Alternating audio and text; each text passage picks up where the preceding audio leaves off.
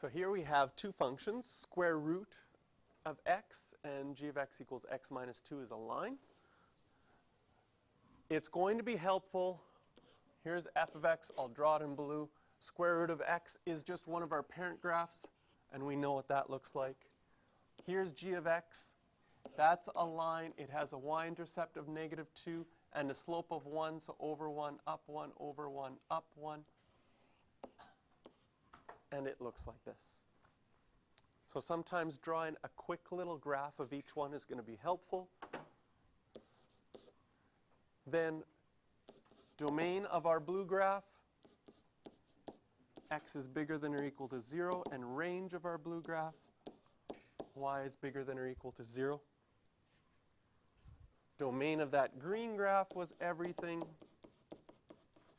and the range of that green graph is also everything.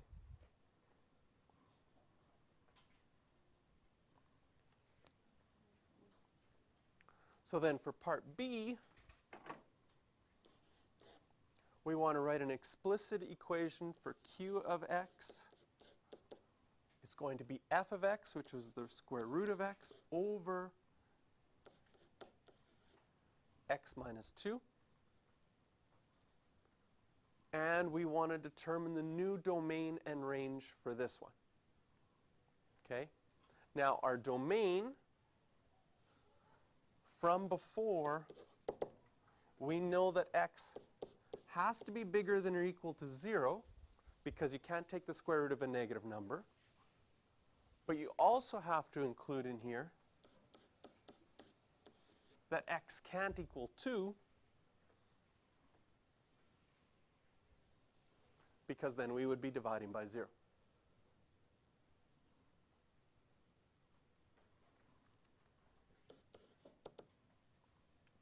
Now for the range of this graph,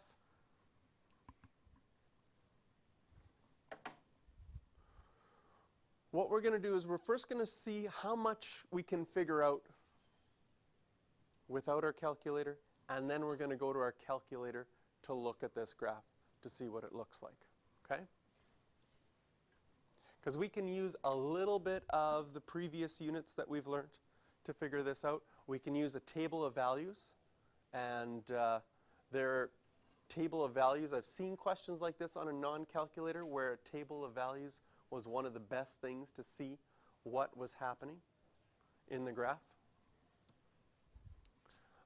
So for this one, if we were thinking about this graphically, we know that at 2,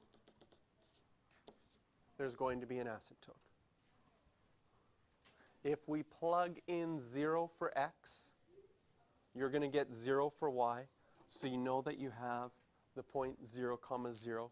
That's the smallest point this graph will ever have as far as x values, because we know that our domain has to be bigger than or equal to 0 and can't equal x equals 2.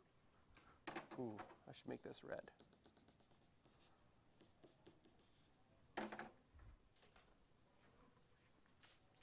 So this is what we have so far.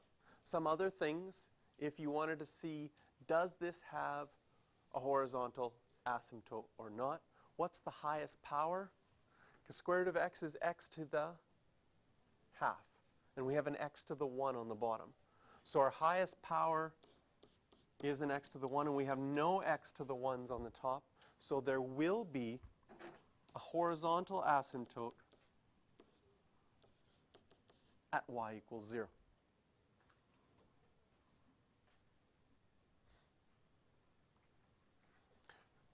Even though our graph goes through that point at 0, 0. Remember, horizontal asymptotes show you what's happening when numbers get bigger and bigger and bigger, not necessarily what's happening around 0. So I have my graph exists from here up to here without x equals -2, because that's part of my domain. So if I'm going to want to figure out what does my graph look like, I can plug in some values. Like if I plug in 1 for x, I'm going to get 1 on the top, and 1 minus 2 is going to give me -1 on the bottom. So I'm going to have this point here, 1, -1. And because of that asymptote, Maybe you can see that as you get bigger and bigger numbers, that it's going to just keep getting to be, wait a second.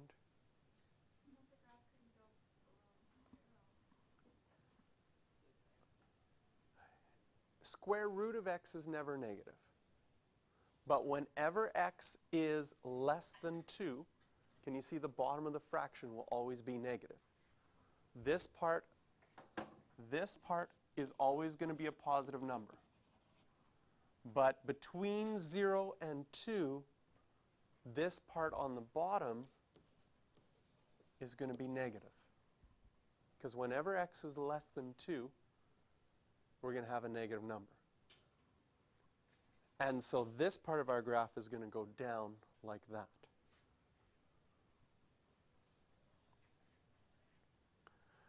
As we check points in this section, like if we plug in another square root that we can figure out easily would be 4, you might find out that you have, if I plug in 4 for x, I got 4 comma 1.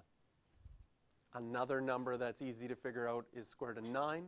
If I plug in 9, I'm going to get 3 over 7.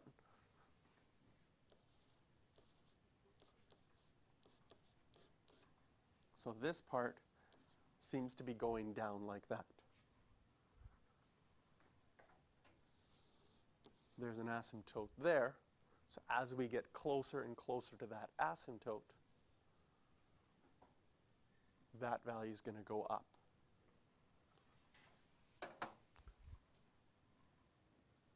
So according to my graph, my range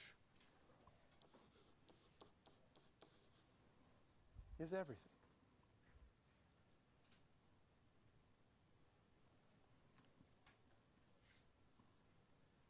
Questions you can do for this one